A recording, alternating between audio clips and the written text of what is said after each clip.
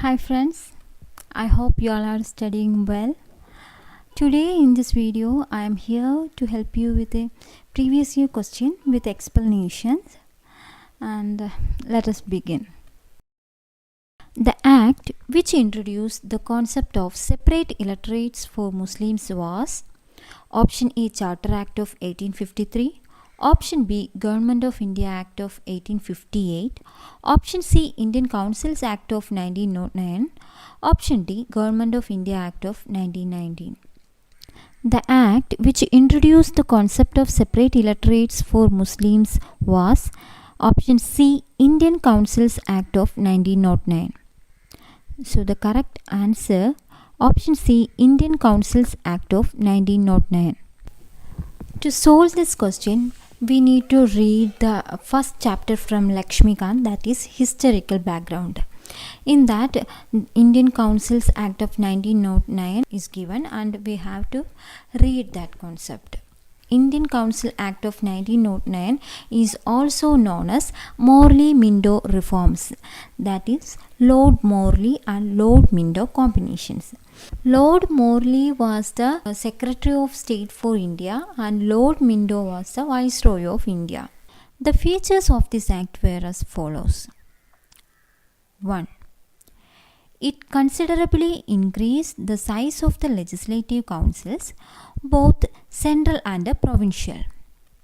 The number of members in the Central Legislative Council was raised from 16 to 60. The number of members in the Provincial Legislative Council was not uniform. As we know, in legislative councils, we have central legislative councils as well as provincial legislative councils. In central legislative council, there were total 16 members were there. But through this act, the total members, the size increased to 60, and also the provincial legislative council members were not uniform. They are also increased. That is the first feature. ഈ നിയമം central and provincial legislative കൗൺസിലിൻ്റെ size increase ചെയ്തു. അതായത് central legislative കൗൺസിലെ മെമ്പേഴ്സിൻ്റെ എണ്ണം 16 നിന്ന് 60 ആക്കി. അതുപോലെ തന്നെ പ്രൊവിൻഷ്യൽ ലെജിസ്ലേറ്റീവ് മെമ്പേഴ്സിൻ്റെ എണ്ണവും കൂട്ടി. 2. It retained official majority in the Central Legislative Council but allowed the Provincial Legislative Council to have non-official majority. ഈ നിയമത്തിലൂടെ സെൻട്രൽ ലെജിസ്ലേറ്റീവ് കൗൺസിലിൻ്റെ ഒഫീഷ്യൽ മെജോറിറ്റി ബ്രിട്ടീഷ് ഗവൺമെൻറ് നിലനിർത്തി. എന്നാൽ പ്രൊവിൻഷ്യൽ ലെജിസ്ലേറ്റീവ് കൗൺസിലിന് നോൺ ഒഫീഷ്യൽ മെജോറിറ്റി അനുവദിച്ചു. അതായത് പ്രൊവിൻഷ്യൽ ലെജിസ്ലേറ്റീവ് കൗൺസിലിലെ non official മെമ്പേഴ്സായിട്ടുള്ള ഇന്ത്യക്കാർക്കൊക്കെ മെജോറിറ്റി ആകാമെന്ന് അനുവദിച്ചു. 3. It enlarged the deliberative functions of the legislative councils at both the levels. For example, members were allowed to ask supplementary questions, move resolutions on the budget and so on.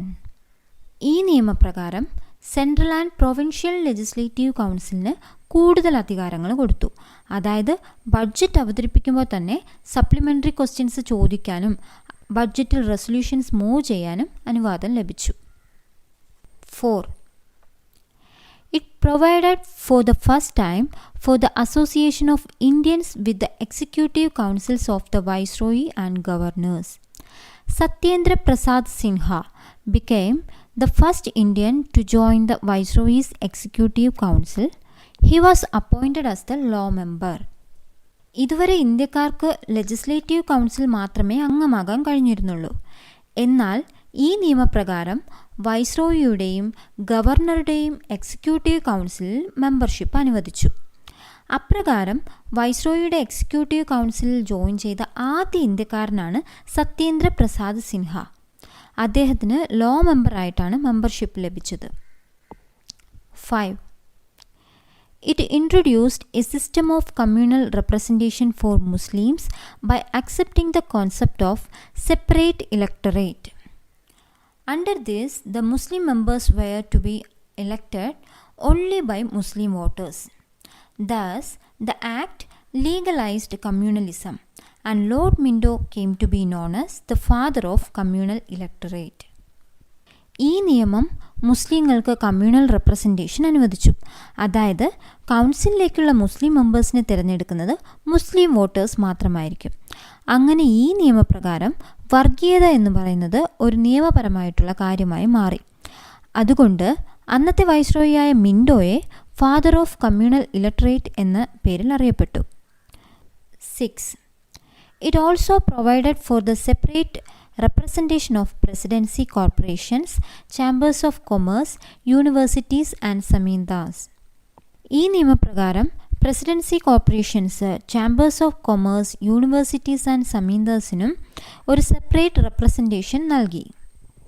അവസാനത്തെ സവിശേഷത ഇതുപോലെ തന്നെ special representation അനുവദിക്കുന്നുണ്ട്. കുറച്ച് കാര്യങ്ങൾക്ക് universities, സമീന്ദാസ്, chambers of commerce, അങ്ങനെ കുറച്ച് കാര്യങ്ങൾക്ക് special representations അനുവദിച്ചു. ഇത്രയാണ് ഇതിനകത്തുള്ളത്. ഈ വീഡിയോ ഇഷ്ടപ്പെട്ടെങ്കിൽ എല്ലാവരും ലൈക്ക് ചെയ്യണം, ഷെയർ ചെയ്യണം, സബ്സ്ക്രൈബ് ചെയ്യണം. Thank you.